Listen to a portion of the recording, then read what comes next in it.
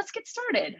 Admissions in a new state of equilibrium. So, we all know that COVID kind of changed everything. I mean, for me, after COVID, I decided that I'd rather live at the beach in Mexico because I can work from here now. But enough of that.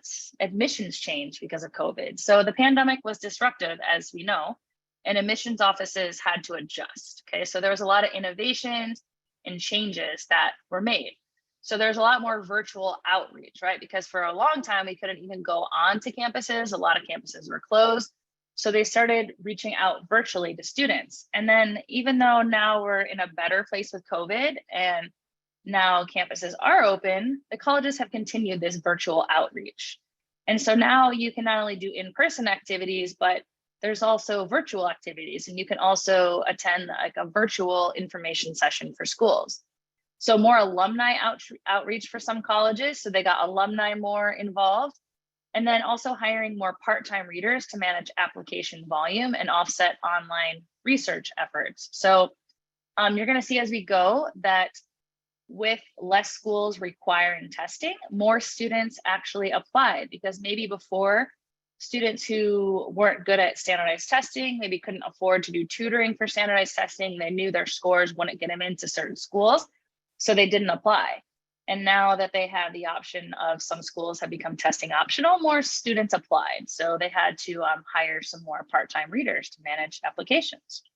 So this led to colleges facing more challenges. It was harder for them to predict the yield. And maybe before they knew that if they invited students, that the students would be more likely to come. But now they don't really know for sure if as many will come.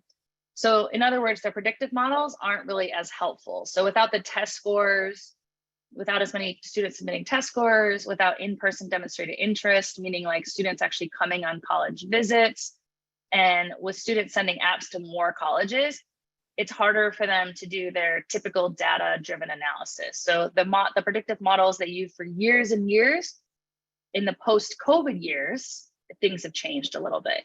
Okay, so now wait lists are used even more than in previous years. So there's longer wait lists going deeper into the summer.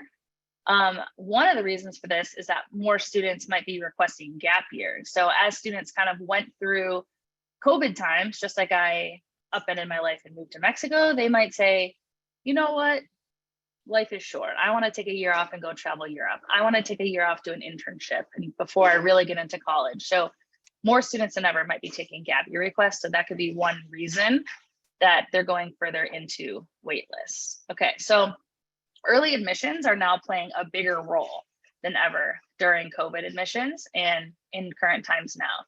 So just in case you're not really familiar with the two different concepts here, so early decision is a binding agreement between the student and the school. Okay, so when we say binding, it's not like once you are binded into it, it's not like you can't get out of it. Okay, so you still can get out of it. But let's say I apply early decision to Harvard, and then I'm not sure if I want to go there. So if I apply early decision to Harvard and Harvard accepts me, and I'm like, you know what, I'm not so sure I want to go there.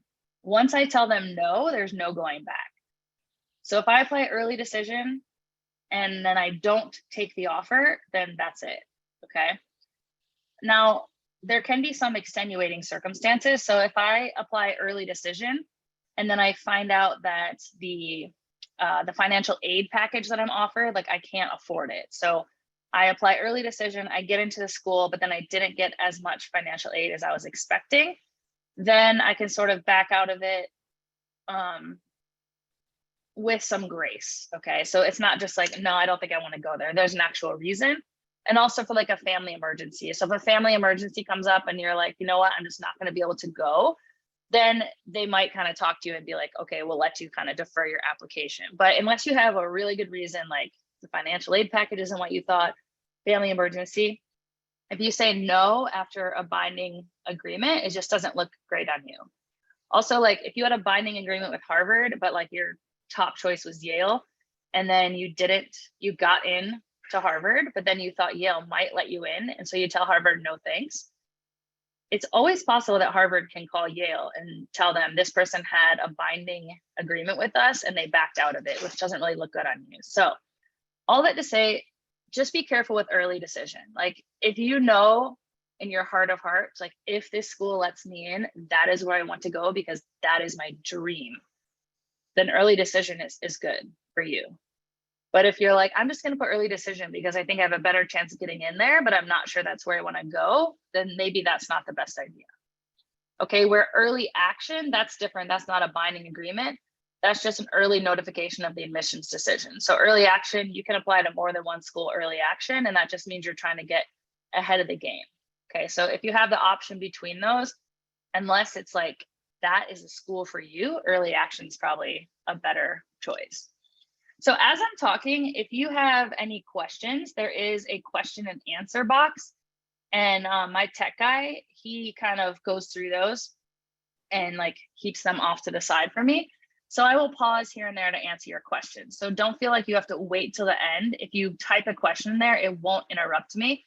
I'll see the little notification come up there, but I'll wait till I'm at a good pausing time and I'll go back and see if I've answered that question or not. So if anything pops in your head, just type it in the box so you don't forget, okay? And I will circle back to it.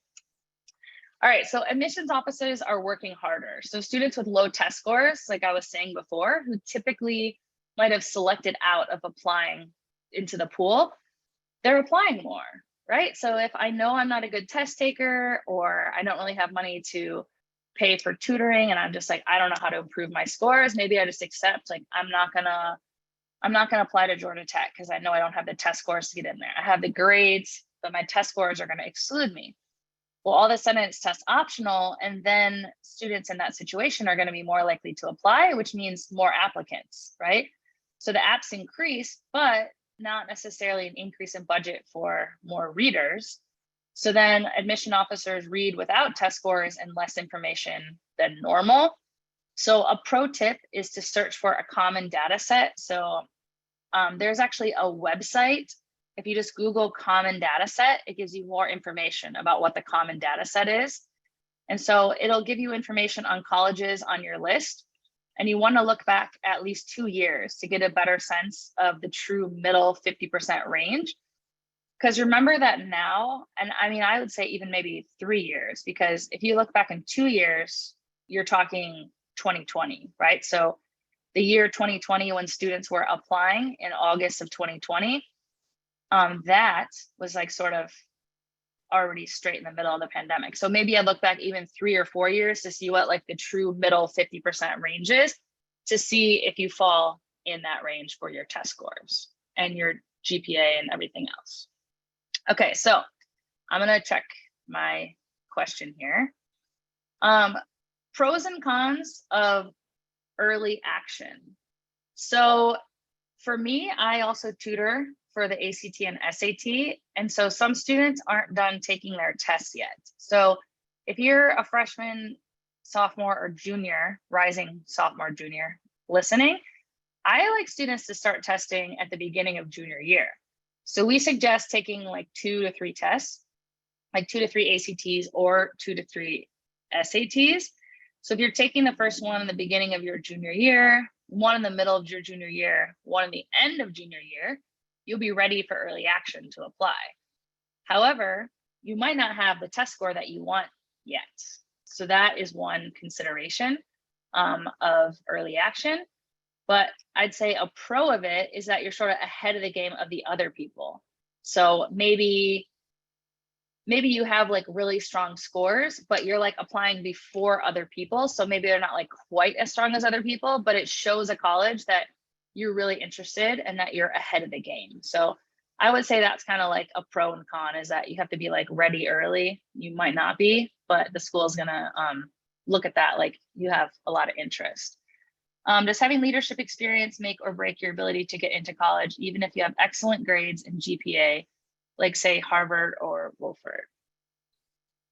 I'm not gonna say make or break, because I do not think there's any one thing that makes or breaks. So I would say that if you are in a club, like, you know, you have lots of activities that you do, I would try to take a leadership role in one of them. It doesn't need to be all of them, but like if you play tennis, try to be a tennis captain. If you're in the student honor society, see if you can take a leadership role in that. I mean, it doesn't have to be like the president of the honor society. It could be the secretary, it could be anything. So I would try to just pick at least like one thing you do and show some leadership experience. I mean, basically it shows that you're taking like initiative and you're not just a member, but you're trying to like be more involved in that organization. Okay. So I don't think it's going to make or break it, but I say that it shows initiative and determination. So that's why I would try to pick like, but again, you don't have to be like president of everything. Just pick one thing and try to get more involved in it and take a leadership role. So I hope that answers your question. All right, so moving on to academics. So how will colleges view my transcript? So number one, grades are almost always the most important factor in the review of applications. Okay, so you were talking about like leadership roles. Well, grades are usually the most important. However, keep in mind, like back in 1998, which is around the time when I was applying to college versus 2016, you know, before it was a little over a third of people having an A average, and now it's almost half. So there's been grade inflation across the country. And as there's more people with A averages, it doesn't have as much importance as it might have before because it doesn't really differentiate people. So many people have straight A's that probably everyone applying to high level colleges have straight A's. So that's why other things are also important. So activities. So you all were asking about, one person was asking about activities. So things they look for, continuity. Okay, so staying in a club for 4 years. I have a student I tutor and she has been in jazz band. Is it her favorite thing to do? No, not really, but she stays in it because her dad wants her to like show continuity in one thing that she does. She also is on the swim team. She doesn't even like swimming that much, but again, her dad says, you got to do at least one sport and you got to do it for all 4 years. So he's right. Continuity is important. Okay. Depth. So just saying that you're not just an athlete, you're not just playing sports, you are not just into musicals. So they're showing like depth, that you do kind of different things, and then also contribution. So how do you contribute to that club? So that's going back to like the whole leadership thing I was talking about. Like, have you been on a swim team for 4 years, but all you ever were was on the swim team? Or did you become a captain? But maybe you're like my student where you're not really that into swimming anyway. Well, then do something else that you think you could really be into, like maybe the school newspaper, and maybe you could be an editor or a co-editor or whatever, you know, just pick something where you're having a little bit deeper level of contribution. So again, start with what you love and take it further. If you really like sports, extend it by covering sports in the paper. So for example, if you are a 4-year athlete, but you know you're not planning on playing sports in college, maybe write some articles for sports in your newspaper to show that like you love sports so much that this is going to translate in college as you writing about sports in college. Okay, so just showing like the depth there. And when they're reading your application, they're reading what will the student bring to campus. So great, you played tennis for 4 years, but you're not planning on playing in college. Like, yeah, that shows dedication and you can stick to something. But is there a way that you can show above and beyond that? I don't know, maybe your tennis club has like an outreach and you go and teach lessons to kids at a community center and you do that every fall. Okay, look at that. Not only are you a tennis player, but you contribute to society through tennis by giving tennis classes to kids who wouldn't otherwise have money to buy it. Okay, now you're a contributing member. Now you're not just a tennis player, you're using your tennis skills to do good for the community. So if you see what I mean by like continuity, depth, and contribution here. So again, extracurricular activities, because of COVID especially, the admissions officers know that discontinuity is a given, right? Lots of students who played sports, when it came to COVID, maybe their parents wouldn't let them play that year. Maybe they had an immune disorder that they couldn't, whatever. So while jumping from one thing to another might have been frowned upon before, colleges know that students won't have the same 4 years of membership because of the pandemic. So, but again, you can contribute to some degree of continuity, for example, if you played on the team in like 9th, 10th, and 12th grade, but maybe 11th grade, you played with your grandpa or something, you can put that in 11th grade, you played recreational tennis, because, you know, there might have just been a situation when that club didn't exist in that particular year during the COVID years. All right. What, another question here. Let's see. Yeah, so someone else having a consistent job or position on student government. Ooh, 100%. Student government is definitely leadership, okay? Any position on student government is leadership, because that's what government is. It's like a few people representing all the people. So that's always leadership. And also having a consistent job, that definitely shows dedication and continuity. And if you have good grades and you've had a consistent job, well, look, that shows that you are able to juggle things and you can multitask and you can keep your grades up while keeping a job. Now, does that mean you have to have a job? No, but this particular person is just asking about like, what are some ways you can show it? So, you know, you want to stand out from other people. So having a consistent job, yeah, that definitely shows consistency. Okay, so a demonstrated interest. So why should I go on college visits? So virtual versus in-person. So both are important ways to demonstrate interest, which is evaluated by some colleges. Now, that doesn't mean every college, but some colleges might take that into consideration. Like, did you come to attend a visit? So they also help you learn what you're looking for in a college and how to write a compelling why college essay, like why Harvard, why MIT. I went to Miami University, and I'm from Michigan. Miami, not the one in Florida. That was University of Miami. I went to the one in Ohio. So my dad, of course, really wanted me to stay in state.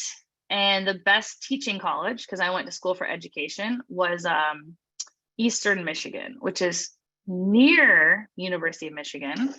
But University of Michigan's in a really cool town called Ann Arbor.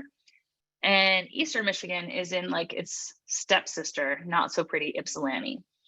I went and looked at Eastern Michigan and I was like, absolutely no way am I spending 4 years here.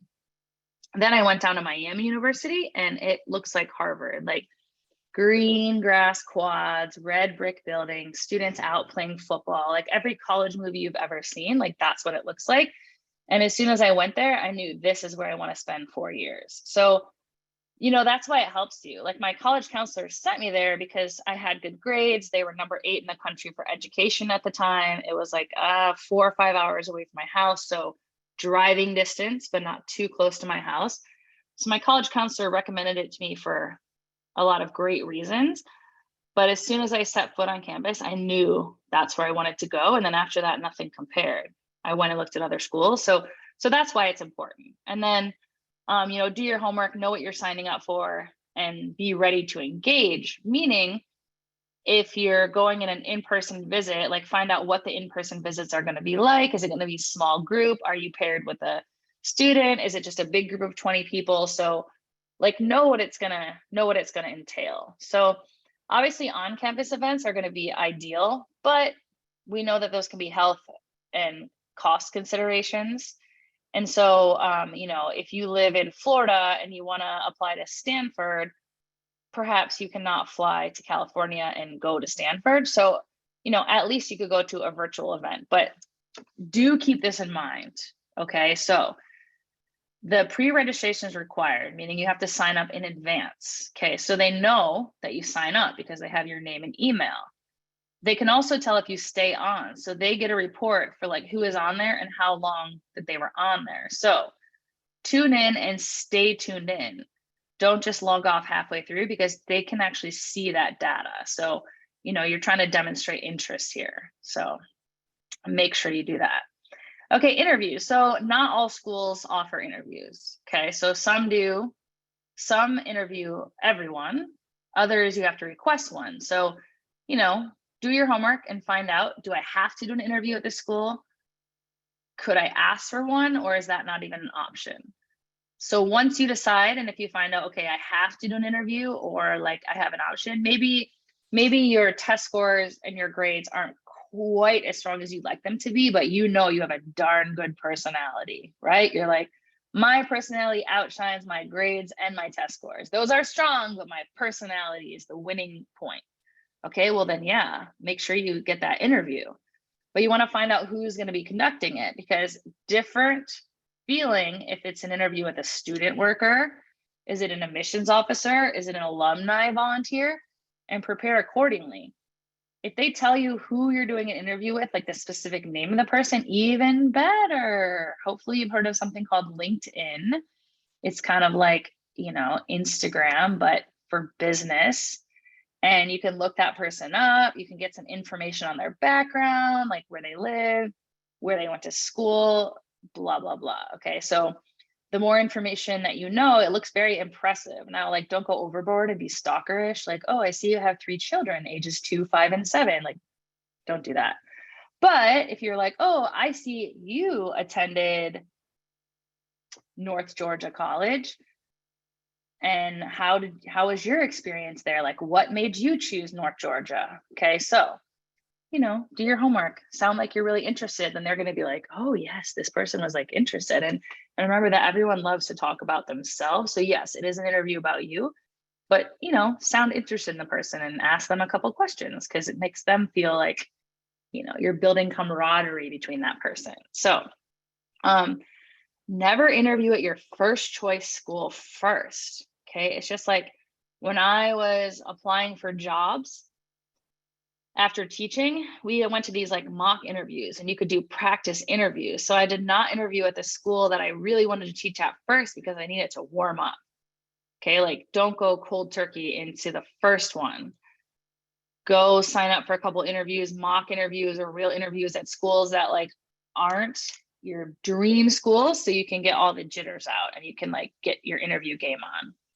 So the interview could become more salient or like important as the playing field has been leveled during the pandemic. So since like more people have access to applying, because you can do virtual visits, some schools are test optional, so the interviews could become even more important than they have been in the past, and schools might put more weight on them. So, and it's no longer cost prohibitive, because now you can do Zoom interviews. So you don't have to actually go there. So even if you can't actually go to an in-person interview, you can do Zoom interviews. So that said, don't interview until you're ready to ask and answer questions.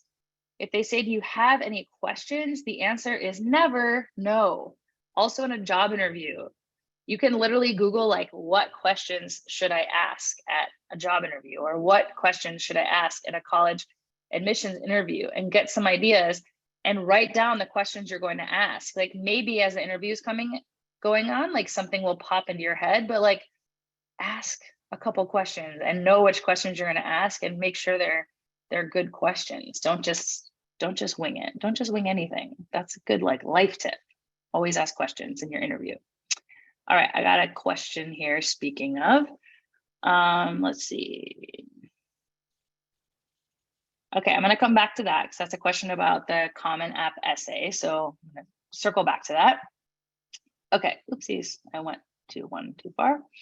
So letters of recommendation, you can use recommendations to demonstrate that you took your education seriously and how you handled the movement online, right? So students who are juniors right now, they went online as 8th graders, right? So those of you who are seniors, you went online your freshman year.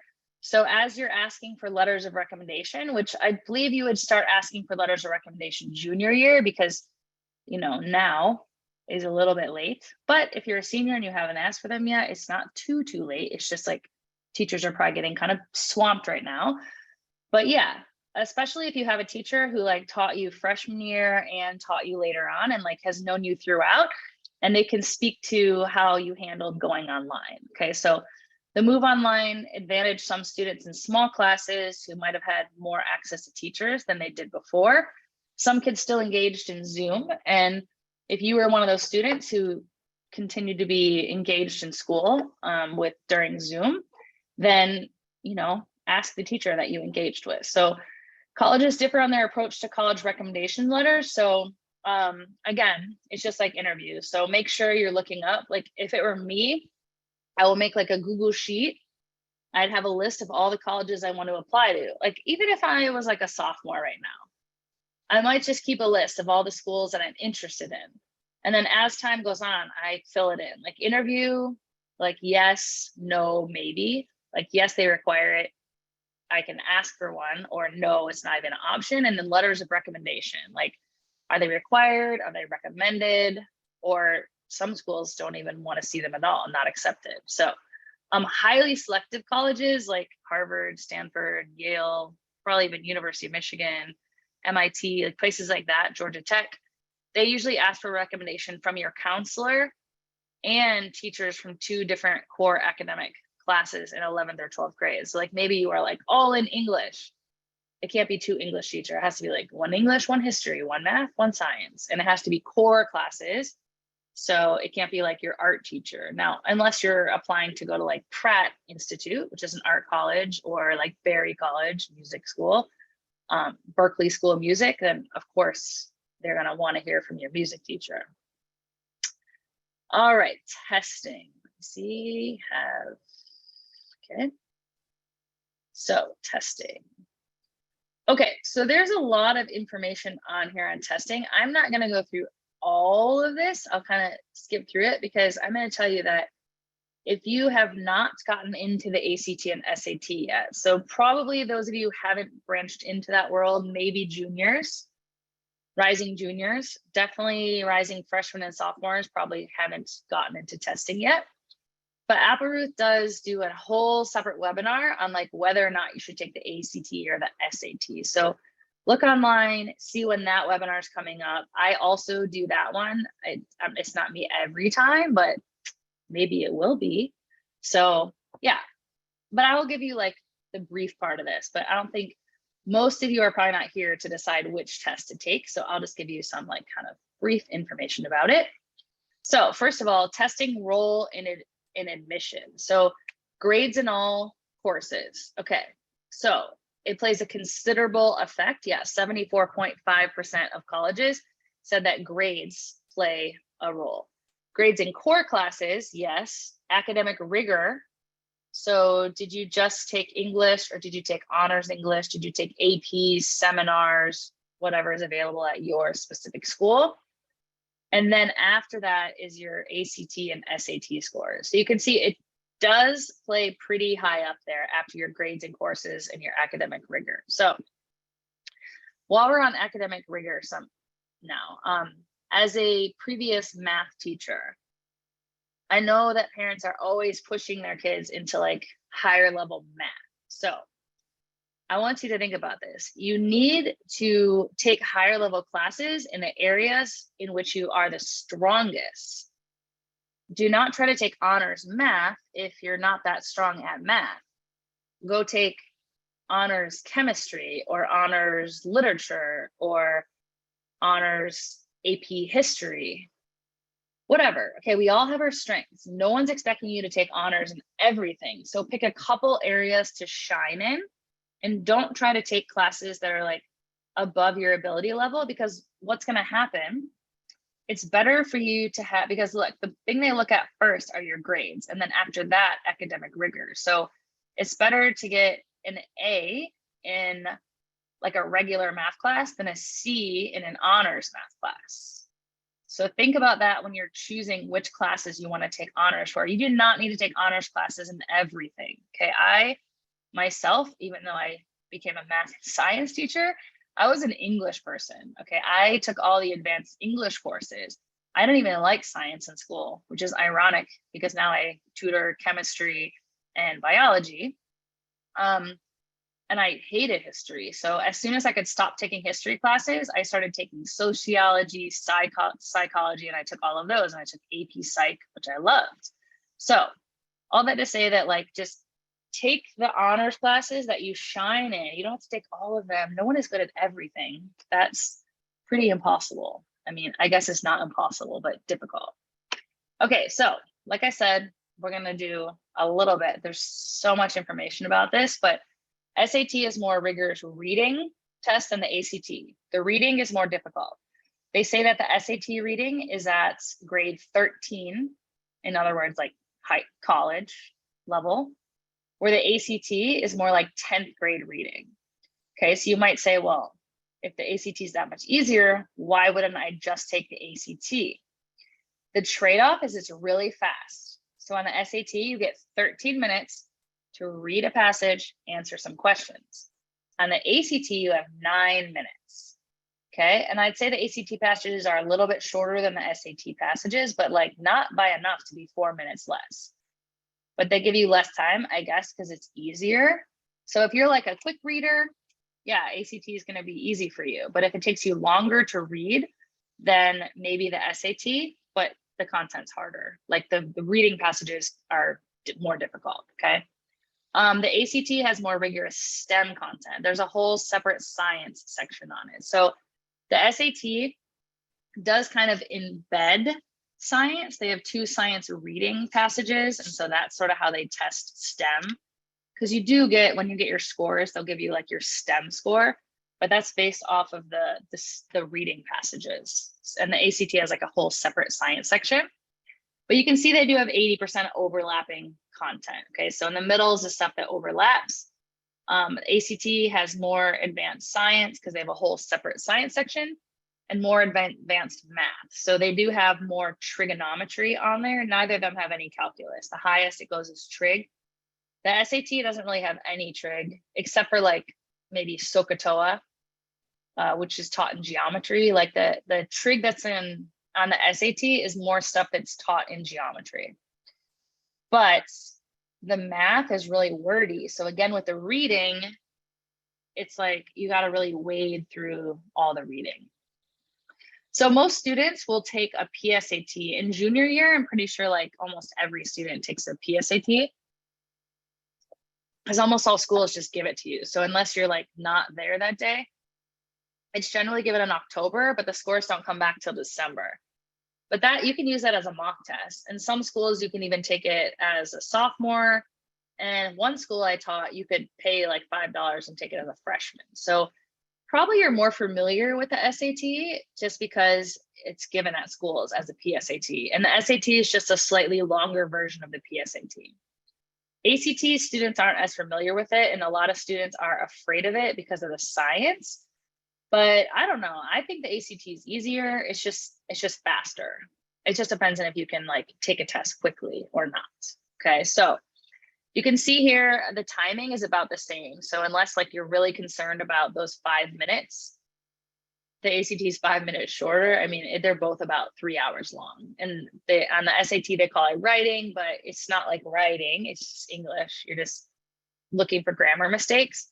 The SAT has 2 math sections, one calculator and one non-calculator, where the ACT has a math and science. And then the SAT just completely got rid of their essay and the ACT still has it. But literally, if there's a handful of like 5 random schools that still require the ACT essay, and like they're really random. So you could just do like a Google search of that. And in my SAT versus ACT presentation, I do give you those 5, but I can't even remember them off the top of my head because they're literally like a very random list. Okay, so we talked about that the time difference. So on the bottom here, you can see many students prefer the SAT because it's more forgiving time, but other students like the idea that the ACT permits calculator on the entire math test, right? A lot of students don't like that non-calculator section. Okay, so I'm gonna kind of skip through this. Again, we're talking about math here, that the SAT is more interpreting instead of solving. The ACT is more straightforward, like SAT, 2 sections, ACT, calculator the whole time. And then comparing it, I told you trig. Yes, there's a little on the SAT, but like it's mostly stuff that's taught in geometry. You can see ACT, very algebra heavy, almost 50% of it. If you took geometry and you don't remember any of it and didn't really like it, then ACT might be kind of hard because it's about 1/4 of it. But, you know, with a little bit of review, it's not too bad because it's not like there's no like proofs or anything. It's just sort of shapes and stuff like that. So I'm going to kind of skip ahead of these. So which test to do first? Well, like I said, like almost every high school student I've ever worked with took the PSAT. So you probably have a baseline from taking the PSAT. And so I would take an ACT mock test just to see how it is. And you can do that if you're Applerouth, and that is a free service we provide. if you live in one of the cities I named in the beginning, Houston, Seattle, Washington, D.C. area, New York City, and Georgia. I almost forgot Atlanta. That's where I moved from. Those are where we have offices. And in those areas, you can like actually go sit and take a mock test in person. But we also provide online mocks. And so it's with a proctor, like you can do it with a human proctor. So you log on, it'd be someone like me going through it, or you can just take it sitting at a desk. You can just print a test out and there's like a computerized proctor. So we offer all of those versions of taking a mock test. You can also take a mock SAT. So if your school doesn't do PSATs, or maybe you're a junior right now and you're like, I don't want to wait to get scores till December, I want to take a mock test now, you can. So I do suggest to take one of each and then compare. Okay, so start with your strength. So if you do way better on one than the other, and Applerouth gives you a comparison, it'll be like, you got 1,000 on the SAT, and that's comparable of like, I think that's like a 19 or 20 on the ACT. And they'll give you the comparison. If you're stronger on one, like do that, okay? If you're not stronger on one, then you just go with your preference. And like, I will tell you, most students do have a preference. They'll be like, no, I just really hated not having my calculator on the SAT, or man, I felt so stressed for time on the ACT the whole time. So if it comes out pretty equal, then just go with which one was less painful for you. You want to try to plan for taking it 3 times. So I'd say at least twice, because honestly, you could get the exact same amount of problems wrong on the same day. I mean, on the same test, like you could miss none. You could miss like 2 one day and get like a 750 on math. And then you can miss 2 on another day and get an 800 math. Because then the second day, very few people only miss 2. And so you still get an 800 even though you missed 2. So that's one reason you want to take it more than once. And then another reason is because, like, say as a junior, let's say you're a junior in algebra 2. In the beginning of the year, you know way less math than you know at the end of the year. So each time you're going to know some more math. So we always suggest, Applerouth always suggests to take it at least twice. And probably 3 is the max. I mean, by 4, it's kind of like, are you really going to get an improvement and you just have test fatigue, and it's just a little bit more. And this is so important. Do not switch back and forth between the tests. Like choose one and just go for it. I know students will sign up like, oh, I'm going to take the August SAT and the September ACT. Like, no, just take a mock, pick one, and then keep going. Okay. So people always ask me, is there like a certain test? Like, oh, I heard June is the easiest. Like that's not really true. So patterns of easy and hard sections or tests vary from year to year, and there's not a trend. Okay, let me check real quick the Q&A here. Okay, so so one student asked about the Common App essay. I think you just want to try to make something that makes you stand out. So I don't know, one of the most intriguing essays a student told me about, which obviously is like, this is just his life. So he has 2 dads, okay? So he was born in a family with 2 dads. And so they had twins, and he has a twin sister, and his sister is gay. So he's a white male, but he is a minority in his family. So he wrote his essay about being like the majority, a white male, while being a minority in his family. And what an interesting conflict that was, that like, just how strange it was to him to be like the only like straight person in his family. So, you know, obviously that is like a very random situation. But you see how it's like, who else has written an essay like that? Like, who else has had that experience except for this kid? Like, maybe there's someone else out there. Maybe someone listening has had the same experience. But so you try to pick something that is very like unique to you. And you want to just kind of brainstorm and put down like some different ideas. And then, you know, like even the old school, like make a circle and put some little things from it and see like, is this something that's unique to you? Does it tell something about you? Does it make you stand out from other people? So that's really kind of what you want to do. Okay, so we're talking about how to study and prepare for each of these tests. So that's kind of what we're talking about. That if you're not planning to use the ACT essay, do you still have to do it, and do the schools still get it? I would not take the ACT essay because it's only like 5 schools that require it. So I would just Google the list of like who still requires the ACT essay, because they would much rather look at your grades in your English class and your essay that you're going to have to write anyway. And when they get your ACT essay, all they get is a score. They don't even see the essay. So it doesn't really tell them much. So I just wouldn't even worry about that. Okay, so successful test prep. That is the question that we are asked. So take a mock test, distributed practice. So it is better to spread out your practice. That's why the beginning of junior year is a great time to start. You could like take, there's an SAT August 27th, but that's obviously like in 2 weeks from now, but there's an ACT in September, then an SAT in October. So I'd say like sometime in the fall of your junior year would be a good time for a first test, and leave like a couple months prep before it. So prep for a couple months, take a test, and then take some time off, right? And just like chill, do your schoolwork, take your finals, and then maybe take a second one sometime in your second semester. And then if you need to take a third one, you can take it at the end of the semester or like an early summer.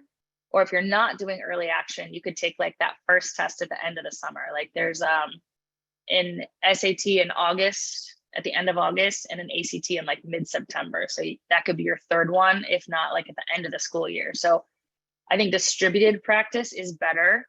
Start early. Don't wait until your senior year to start prepping. Like start prepping at the beginning of junior year.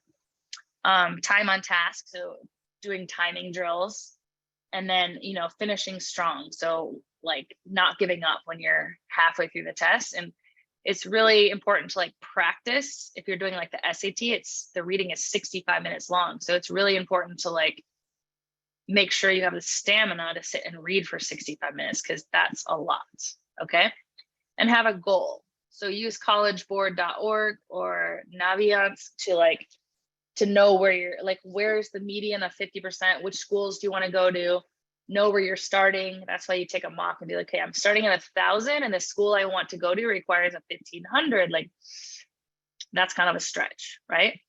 But I'm starting at 1,200 and the school I want to apply to, the median's like 1,450. Like, okay, you could probably gain 250 points over 3 tests. Like that's doable, right? Of course, anything is possible, but you know, we want to set like realistic goals, and maybe even saying like, okay, I got 1,000 in my mock. I want to get like 1,150 to 1,200 on my first real test. And then like, okay, now I'm going to go up another 100 points for the next test. So baby steps. Okay. So testing timelines are back to normal. So there's also usually some school day options that are, a lot of schools give the SAT in March. So just check with your school if they do that. And some are starting to also give like ACTs in person. Okay, so I'll just briefly go over some like changes that are happening with the ACT. So the ACT said they were going to make all these changes, and then COVID happened. So they didn't actually do them. The only one change that they did was that they provide super scoring. So super scoring means that they take the best of each area. So you can see the example over here, like you took it in March and you got your highest math score, and then you took it in June and you got your highest verbal score. And so a school is going to super score by taking the highest of those 2 scores. So that's what super scoring means. And the vast majority of schools will super score the SAT, and many will super score the ACT. So check with your school admissions. Okay, so again, that's why I say like make a Google sheet, and then you're like super score ACT, and then you say yes, no, super score SAT, yes, no. So I would kind of be like looking up all of this data. So I knew, do I need to get the score 1 and done? Or it's like, oh, I already got a really high reading score, so like I don't have to focus as much on that, and I'm gonna really study for math. Like I have some seniors right now, I have 2 seniors, and we're like all in for math right now. They need to raise that math score, so we're just like on a math boat right here. Okay, so ACT super score, after you take your second test, they will like give you your super score. So you'll have the the test score from one score, and then at the bottom, it will give you your super score, which means if you put together the best and you apply to the school, that's what your super score would be. Okay, so changes for the SAT, like these changes are supposed to be happening ASAP. So they already got rid of the subject tests and they already got rid of the essay. That already happened because of the AP exams. Like AP exams sort of just took over the subject tests. So the changes that's coming, I want to say this is going to be like the class of 2025, which I think is this year's freshmen.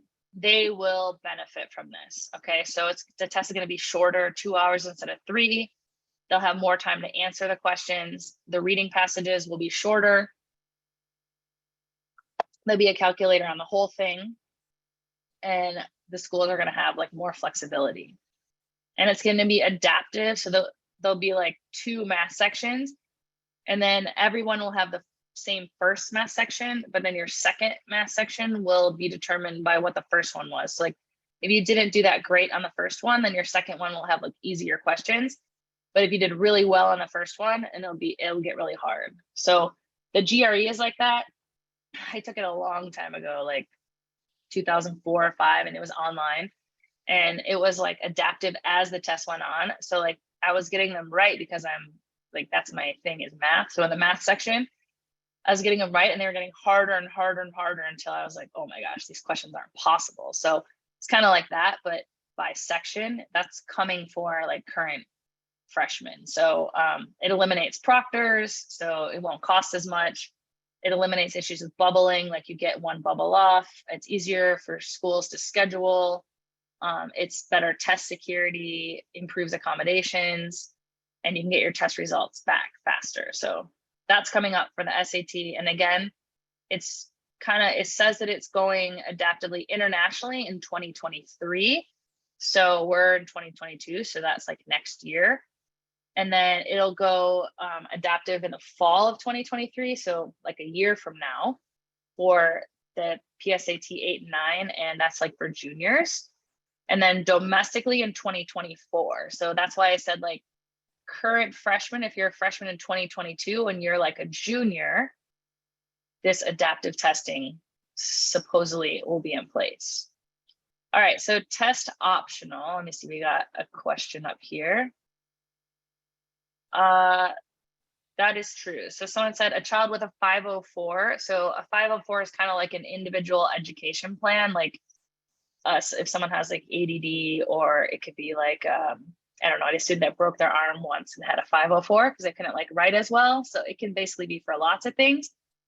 But yes, they do. If you get testing accommodations, the colleges are not made aware of them. So they just get the scores and they don't say like, oh, this person got time and a half. So anything else to know about this, you should talk to your school counselor, because your school counselor is the one that like applies for your extra time. So like when you apply to take the test with accommodations, your school counselor has to verify that you do indeed get those accommodations, so that like anyone can't just be like, yeah, I need time and a half. So make sure you contact your school counselor about that. Okay, so let's talk about these different policies of like test required, test optional, text flexible, and test blind. Okay, so optional is like just like it sounds. You can submit the scores or not. Okay, so whether or not you should submit scores. So like if you have really good grades and really good, like everything else is really strong, and your test scores just do not match that, well, then I would not submit them, right? Because why would you submit something that's going to like bring down your overall package? It's like I have straight A's, but I got like a 20 on the ACT. Like that just doesn't match, and there would be no reason that I would submit it. Okay, so during the pandemic, it became optional because there just wasn't tests anywhere. I know I was tutoring a kid that lived in California, and he literally had to fly to Nevada to go take a test because there was no test there. So so by the numbers, like 1,800 schools are test optional for this admission cycle. So that's like 75% of colleges, where before it was like about 1,000 of them. So this test optional is going up. And probably it's gonna like stay in place. So data from colleges, so 20 to 30% of schools would require testing, 60 to 70 would be test optional, 5 to 10 would be test blind. And many colleges and universities, they want to see more data. So they haven't made this test optional permanent because they're still looking to see. I mean, these students who applied during COVID and had test optional, it still maintains to be, it's still to be determined, like, did they stay in school? Did they do well? Did they graduate from school? And so they still need to do studies to see if like test optional is working. Are they getting the same caliber of students? Are students doing as well as they did before? Okay, so again, test optional doesn't mean test blind. It's not the same thing. Like test optional is just like you can submit them if you want.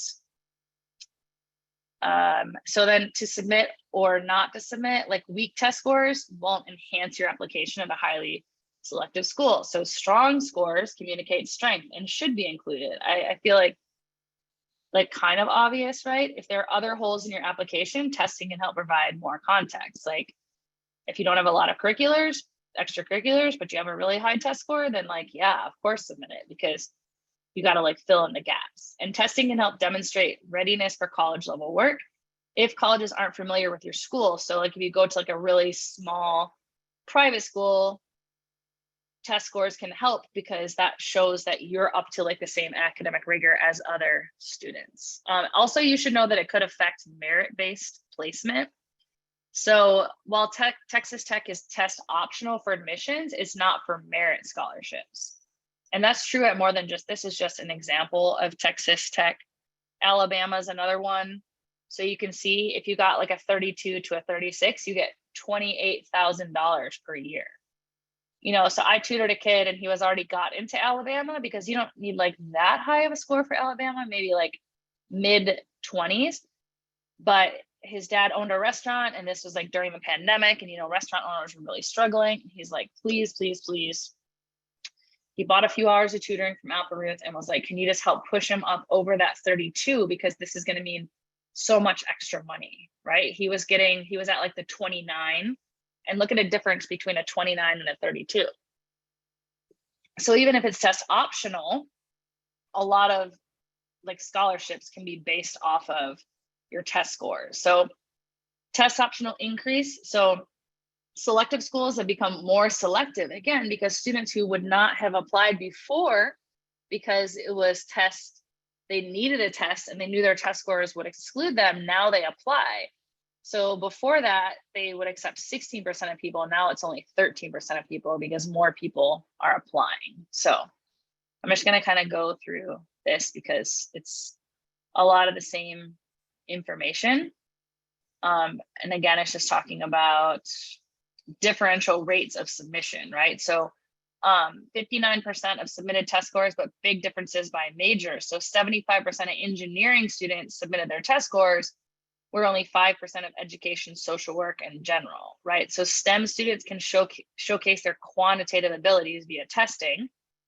But like if you're going to like NYU for film school, then maybe you don't need to submit your test because that's not what's really most important. They want to see like your film work, right? So it really depends. Submission rates will change post-pandemic. So it's kind of back to the new normal. Like everyone's just kind of taking it. But did people who submitted scores have an advantage? So it says Tufts, 57% of its early applicants did not submit test scores, and 56 were admitted without test scores. So where you see Williams, 54% of early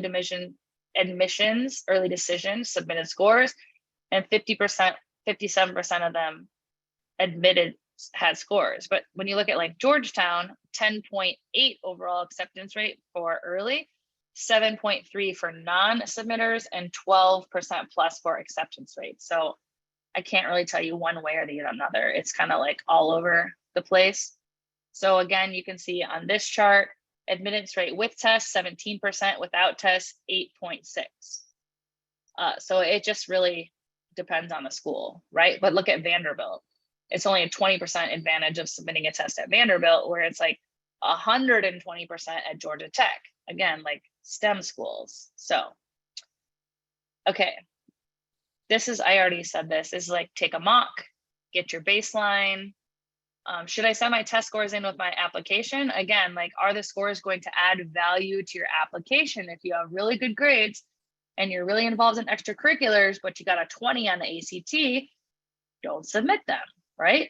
But if you got like a 32 and it matches what your grades are, then yeah, submit them. Okay, so this is just kind of everything I just said. Again, is it matching your GPA or not? So 1 week, 1 strong score section can be a dilemma for students. So if you want them to see this score, but don't want them to see the other score, whether to submit or withhold depends on the context. Like, are you applying to engineering and your high scores are in math and science and the low score is in like English? Maybe I'd still submit them. But again, like talking to your school counselor or asking like admission officers, that's going to be better for your particular situation. Okay. But remember that a school cannot unsee a weak score.